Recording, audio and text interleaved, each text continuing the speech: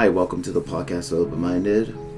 We've all noticed the changes in the temperature and the effects it's had other on the environment and other animals. We've even noticed that companies have changed the way that they operate, and they've produced things that would help in, let's say, like control the temperature. So talking about that, our topic is going to be climate change. Yeah, so one of the ways that climate change has affected the world is it's been constantly affecting animals, and one of the examples of this is the growler bear, which is a hybrid of a grizzly bear and a polar bear, and it's basically caused because polar bears are migrating to more southern areas, mainly in Canada, and they're mating with grizzly bears in the wild, and they've created like a hybrid naturally, and this has been continuing to happen, and they even found like third generation roller bears, and basically there's more and more roller bears being created that the roller bears themselves are mating with other roller bears, and probably creating even more. So they're genetically close enough where they could breed with each other, right? Yeah. But what effects is this causing on the roller bear? Like, is there maybe it's lighter, or maybe a change in its diet, or well, what are the effects of the polar bears mating with the grizzly bears? Well, polar bears aren't really supposed to be near grizzly bears as a thing. Like, polar bears are supposed to live in more like Arctic areas and like northern Canada and stuff. And grizzly bears are supposed to like live in like more like forest areas. Forest areas, and not really. They're not supposed to encounter each other, but because of global warming, they are.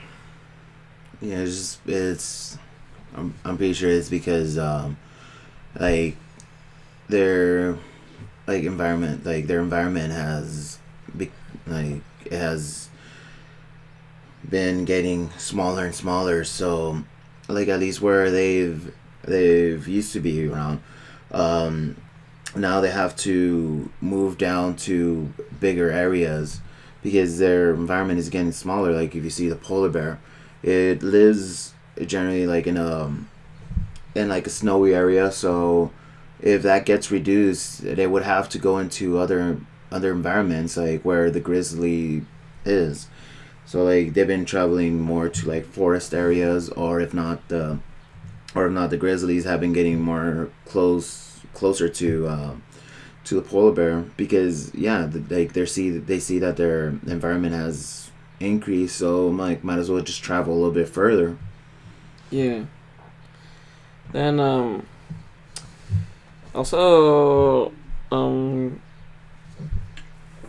there's also places that are getting places that were already pretty warm already, and they're getting even warmer.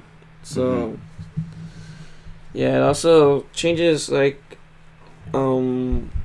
how migratory animals migrate. So like parrots, if like the Arctic, or the more colder areas they would go to during the summer get even warmer, they might actually stay there. So since it's warmer like for much longer now, like they'll stay there. Yeah. For much longer too, and they won't migrate to like, let's say, like from Central America, or I don't know where exactly they're from, or where they migrate to, all the way to North America, and vice versa. So because like at least they'll stay here much longer because it's much hotter, or it's hotter longer because they tend to not like the cold too. So Yeah, and then not only polar bears aren't the only Arctic animal that's affecting. It's also it's really affecting like seals and walruses because now there's less ice caps to stay on. So like the seals have they have less dense ice to like actually, stay on. yeah, and then um seals they usually like create like a little um kind of like a little dip from the inside of the ice, and then they hide their babies there, and the ice isn't thick enough to be able to make those little Mm-hmm. dips or holes to make to leave their children there. So yeah, also leaves out in the open to get eaten by bears more often. Mm-hmm. Because let's say if there's like a dip and there's an animal that's approaching it, they might not see the younger seals in there because they're hiding in like a little, like, let's say, like, bowl looking thing. Yeah.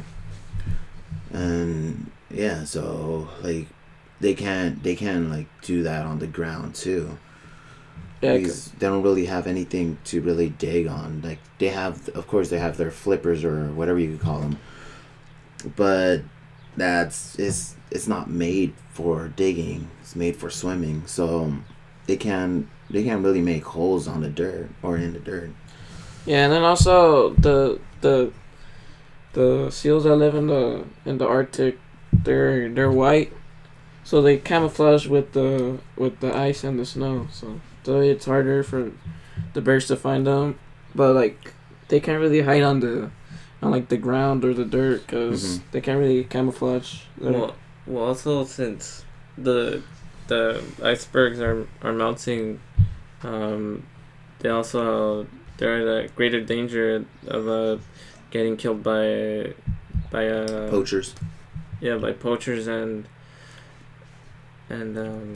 what's that whale called? Orcas. Yeah, orcas. So Because like, instead of spending time on the ice, they're spending more time on the water too. That's what you're trying to say. yeah, and well, like the thing is that when an orca attacks a seal, they tend to find the closest body of land. So if there's no if there's no icebergs around, it's gonna be a lot more difficult for them to survive. Yeah, for them to stay away from the orca. So And then also affecting walruses because since there's less ice, the walruses are forced to like hang around in beaches or in like hills, and since they usually live like in big groups, they're pretty stuck close together or packed close together, So now and like the beaches, so leaves them more vulnerable to getting eaten by like polar bears and stuff. Yeah, so now they have like a smaller environment to actually stay on, and I think they're getting a little bit more territorial too, right? Because now they're fighting for the little land that they could get. Yeah. But I've seen it have like a big effect on polar bears because they can easily like pick off the baby seals, but there's also not enough food for them. So now with the very thin ice, they can't really find seals because seals just prefer to hang out in the water now since the ice is so thin. Mm-hmm. So yeah, it doesn't really. They can't really actually hunt that easily for the actual adult seals. And another thing about global warming is that it's happened throughout like history a lot of times, and there's been the climate has been dropping and increasing for like millions of years. Like there's this time back then, it was like I think it was a couple of thousand years, called the Little Ice Age, and it happened like in the 1300s, all the way through the 1800s, and basically it was like a pretty big drop in temperature. Mm-hmm. No, well, like I've heard researchers and like people talk about that. We're at the end of this like ice age or this like cooling period, and we're approaching like this period where it's just getting hotter. Yeah. Because like at least yeah, like throughout the throughout the history of Earth, like there's been multiple ice ages and like let's say like heatings because like I know one of them like I think the the latest ice age was produced by like all of a sudden this algae just died. This algae that was on like in the ocean that lived in the ocean just suddenly died and since there's less like carbon being produced, that means that the Earth is not retaining as much heat. So since it all died and it went down to it went down on onto like the ocean floor, there wasn't a lot of carbon, so Earth wasn't retaining enough heat, and that's when like the ice age began, where like there was the mammoths and like all these animals that could actually survive in there were I don't know like let's say flourishing during Yeah. that time. Oh, like after every major cooling event, there's always like a warm period, and I think we're probably going through the warm period. We're going into that period. Yeah, and then also these like warmings and and these like major coolings, they're pretty much inevitable. But I mean, like by doing things, we could probably slow it down or make it less worse. Mm-hmm. And also like these like changes in temperatures like throughout history, they have caused extinctions. Mm-hmm. Also like there's been several animals that have gone extinct because all these warming periods. Because like I know like a place that was back then a desert could turn into like a rainforest or Mm-hmm. Or like if not like animals that were bred or not bred but they were they evolved to be in like a colder environment, like let's say like the woolly elephant or the woolly, mammoth, yeah. the woolly mammoth. Like if you see that, like yeah, it's covered in fur, like it has a lot of fat, so like it retained a lot of heat. So now if it's approaching a warmer environment, it's not made to like it's physically not made to be in that environment. So of course, like I don't know, they might have like heating problems where, yeah, like their body gets way too warm to actually live in, and yeah, other stuff. So Yeah, I also like found that and that back then the Cretaceous period, like where when like dinosaurs lived, um basically like Antarctica and England was all like a rainforest, mm-hmm. like Like, more tropical. yeah, around that time, I think that was like one of the heating like periods that we had, Yeah, this is and very warm. like there was practically no ice. Let's say. Yeah, like so that so the article I was reading said that basically even the North and the South Pole had like practically no ice on them at all. Mm-hmm. And yeah, and then I know that I know like it's this global warming or this climate change has affected agriculture too. So like let's say like yeah the cows or like farms, it's affected the time, like how, like let's say like when fruits are ready to be picked. So like, I don't know if you heard about the incident that happened a couple of years ago with it's called La Conchita in California when there was a landslide. No. Well, like the landslide, it happened from an avocado farm, and well, like the problem with avocados is that they require a lot of water. So, well, then the farmers giving the avocados so much water, it just slowly degraded the soil, and it wasn't as solid as it should be. So it was slowly getting weaker and weaker, and it wasn't holding the land together as well. So after a while, there was just a big landslide that destroyed many houses because all the degradation from of the soil. Mm-hmm. Yeah, it was just so like let's say like the avocado plants, they weren't really holding it up because like yeah, like trees are there and they tend to hold up, like trees and plants tend to hold up like different like ground. It'll tend to hold it up even though if it's like a loose land, but since you have like roots going through there, it holds everything together. No, but like the main cause was just that the soil was just degraded Mm-hmm. by feeding the avocados, constantly feeding them water. So Yeah, so this is more it's more of like a human thing. yeah, and the thing is that well, like there's many methods of many different methods of farming that would prevent you from degrading the soil so much.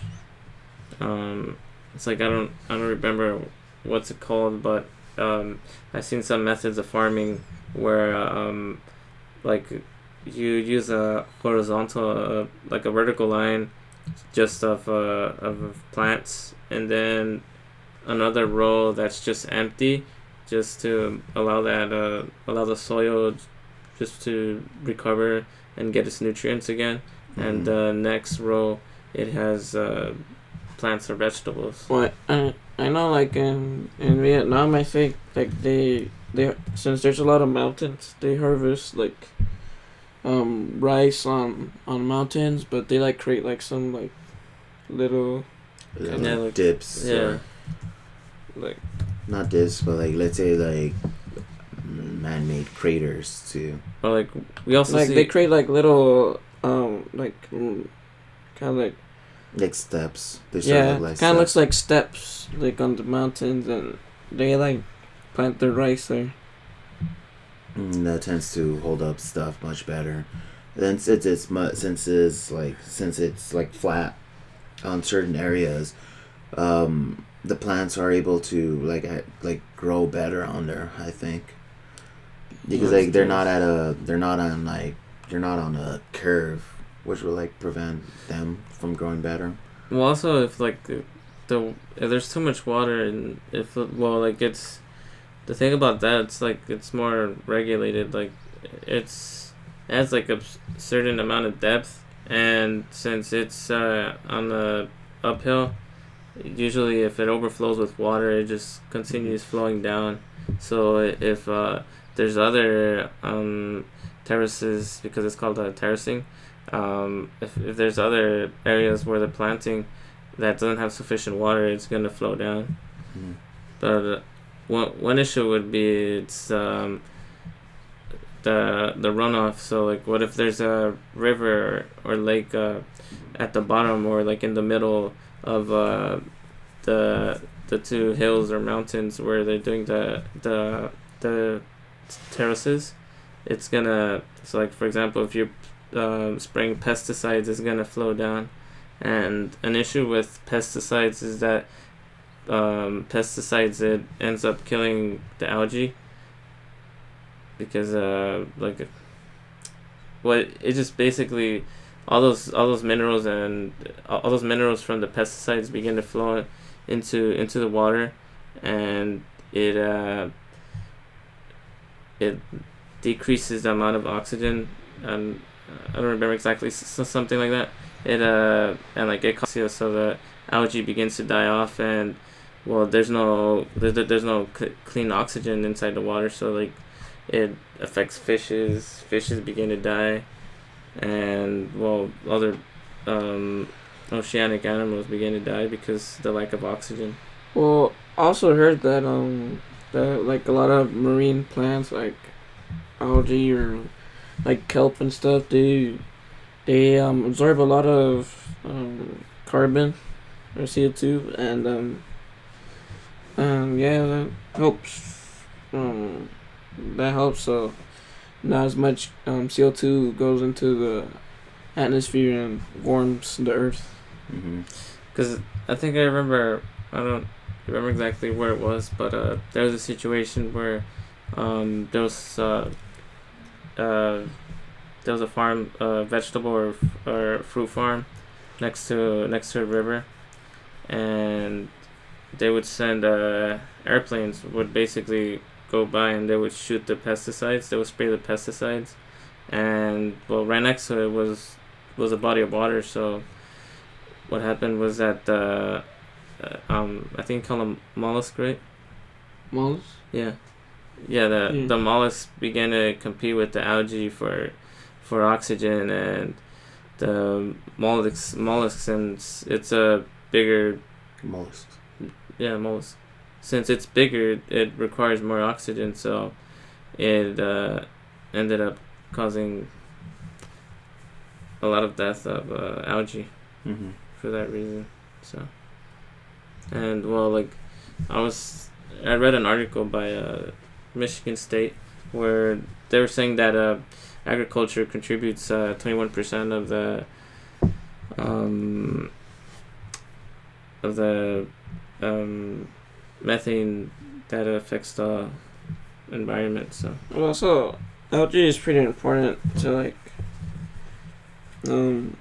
animals, because some animals could eat it stuff, and they use it to like hide, camouflage, and basically it probably would the area would probably lose a food source, so like it could possibly even affect the people that are living there too. So well, it's like the trees of the ocean, because it purifies the oxygen.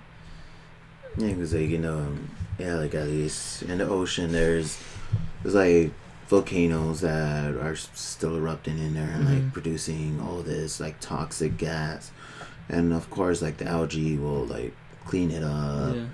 Yeah.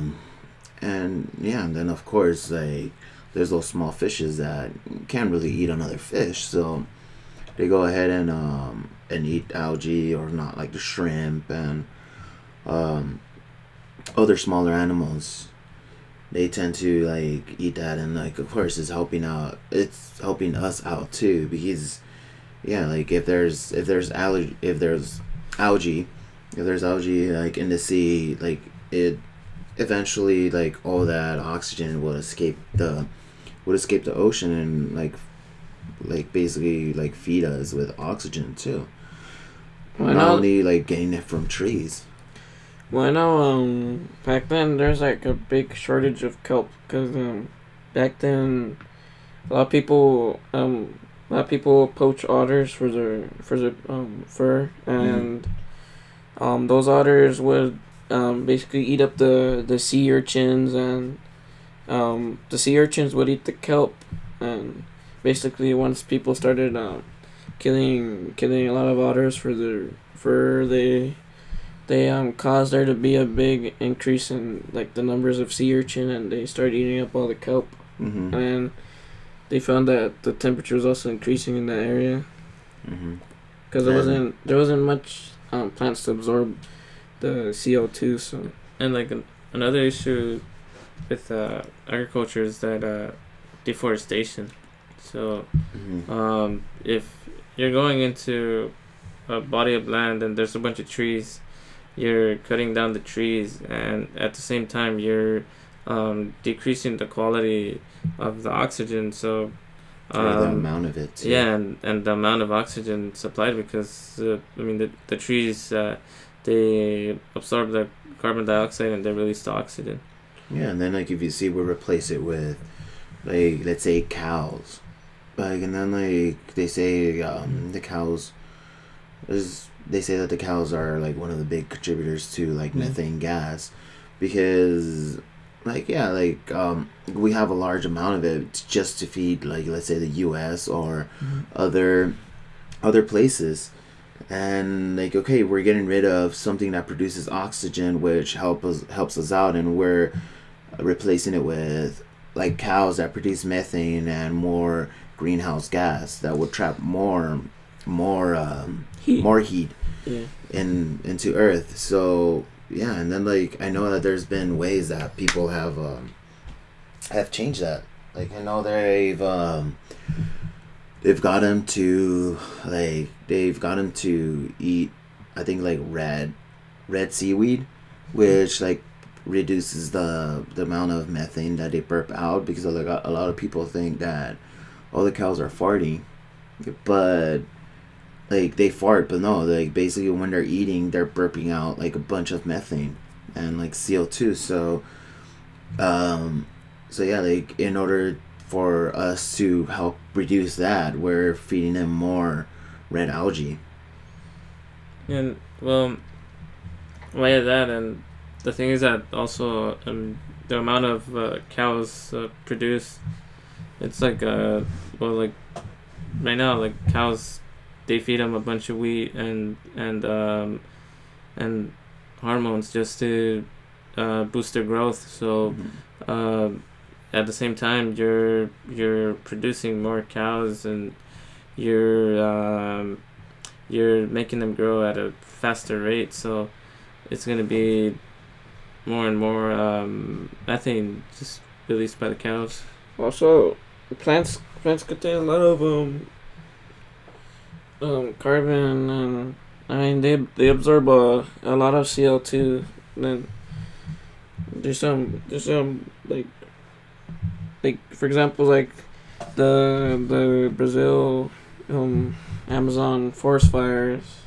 That was a lot of CO2 that was released from all those fires, because basically like the trees, I mean they absorb a lot of carbon dioxide. So once they get destroyed, they're just, it's being released to the atmosphere. Mm-hmm. And the thing is that also there's people that say that it's very inefficient to produce cows, because the amount of water they require and the amount of food they eat. Because I was reading an article where it was saying that cows consume, for like 100 pounds of a cow, it's like a gallon of water. So 1 pound or 100 pounds? 100 pounds for 1 gallon of water. Mm. And the thing is that also, like, I heard it's actually pretty expensive to get all the water, because you also have to find a way to transport it, and yeah, places where you could get the quantity of water. So yeah, so basically we're taking resources that we could use. We're taking resources that we could use somewhere else and using it for something that's actually producing more like toxic gas or methane gas that would, like, in the long run affect the climate. like I've heard many people say that we have a couple of harvests left. Like I read an article where it was saying that we have 60 seasonal harvests left, because because the soil degradation, the quality of the soil, it's decreased, and it's just poor soil, and like it's not feeding the fruits and vegetables. It's not providing them with the right amount of nutrients. So Also, we're getting like very bad quality fruits and vegetables. So. Yeah, but with that, like we've had like many times, like we've had many people like making things that would help it. Like if Yeah. you see now we're using less like coal, and we're using more cleaner energy like geothermal energy, where basically we get the heat from like the center of the earth, or not really the center of the earth, but we get heat from like somewhere in the earth, and we're like heating up I think water, and then somehow we're powering something that produces energy for us. Or if not, like wind turbines. Those wind turbines that like we've been using, like those big fans that whenever you go on a road trip you'll see like this big, like I don't know, fans or blades that are spinning because of the wind. And of course it's like with that energy of like this, like we're taking the energy of the wind and like powering up a turbine that in return produces energy for us. And then like if you see, for the longest time like when we were developing as like a country, we would be next to a lake, and we would have like those of course we would have windmills, but we would have like those like we would get energy from the lake too. Like I don't know if you remember those those things that spin right next to the lake, because like yeah, we're grabbing the energy from the lake, and I don't know, we're powering like a mill in order to mill or to make oatmeal from like oats and other stuff. So we've always used like, let's say, like the power of nature in order to produce like clean energy, because we didn't really have any way. And then like if you see, yeah, of course, the industrial revolution, that's when we started producing more toxins and releasing more things into the air, which greatly increased like the temperature or the change in the climate. But like the problem with that, it's just higher maintenance and more costs. Like also windmills, they produce a lot of noise. So. Mm-hmm. Like yeah, like but then that's how like we've been slowly like researching and like putting in more things that would help us out. Like if you see like electric cars, like back then we had electric cars, but it wasn't really an efficient thing, because like we would use lead power well, we use lead batteries, and of course lead batteries weigh more than, like, let's say, lithium. And like yeah, like okay, so like now we're using more lead batteries, and then when those batteries die out, there's gonna be more waste. There's gonna be more waste, and how are you gonna get rid of like the acid that's in the lead, that helps produce like electricity? And how do we get rid of lead? And lead is something toxic too. Yeah. And then like so we're using more, like yeah, like it's helping us out, like reduce, like, let's say, the carbon emissions, but we're having a greater, like, let's say, carbon footprint, I think that's what it is, where like we're like yeah, we're like, in order to produce this thing, we're using more resource, and actually in the long run we're actually causing more harm to it, because we don't have a process in order to get rid of it, or efficiently get rid of it without actually producing other things. And yeah, like, and then if you see like now, like hybrids are more popular too. Like if you see multiple companies, like let's say like Toyota has a hybrid version of a lot of their cars too. Like they'll have like a hybrid version of, let's say, like their, well, like one of their SUVs or their crossovers, and then they have like their sedans, their compact sedans. And if you see like one of their popular cars, the Prius, like the Prius, like that thing produces way less like carbon emission. And yeah, like slowly we've been reducing. And then like if you see like other countries, I think it's Finland, where they're one of the cleanest, and they have like a more efficient way of getting rid of waste. And I think their air is one of their cleanest too. And the issue is that, like, I remember this one time I was watching British news, and there was this mother who came out talking. I think her daughter passed away from some sort of cancer, like some respiratory issue, Mm-hmm. and the thing is that the little girl, she would well, like on like her way to school, like her route, it went through like a industrial and an industrial place where like there was a bunch of industries, so like um yeah, it was like a very poor quality of air, so she would always walk through there and walk back, and yeah, she ended up passing away from that. And like there's many statistics and cases that point that associate the quality of water to issues like health issues like cancer or respiratory issues. So Mm-hmm. Yeah, it's like yeah, like it was like that thing where like there was like toxic water being like pumped into houses. Like it wasn't doing it. They didn't do it on purpose, but like yeah, of course. Like let's say like the like how like old lead pipes would like degrade and like the lead would get into the water or other harmful chemicals.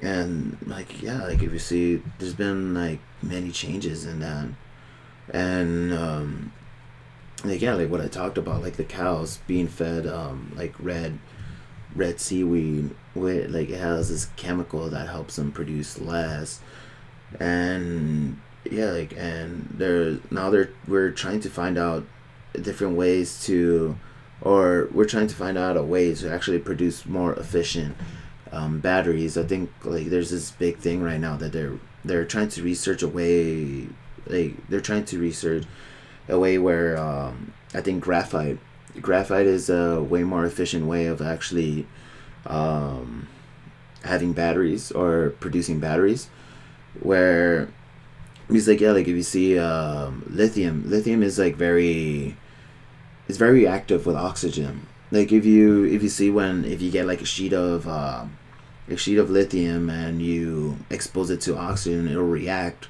Or if you expose, like let's say if you puncture a battery, that battery will just instantly light up. Like there was that thing with the Samsung Note phones, where like the quality of their batteries were really bad and they were exploding everywhere. And yeah, so yeah, like right now they're researching about like graphite batteries, and in order to get rid of the lithium batteries, because like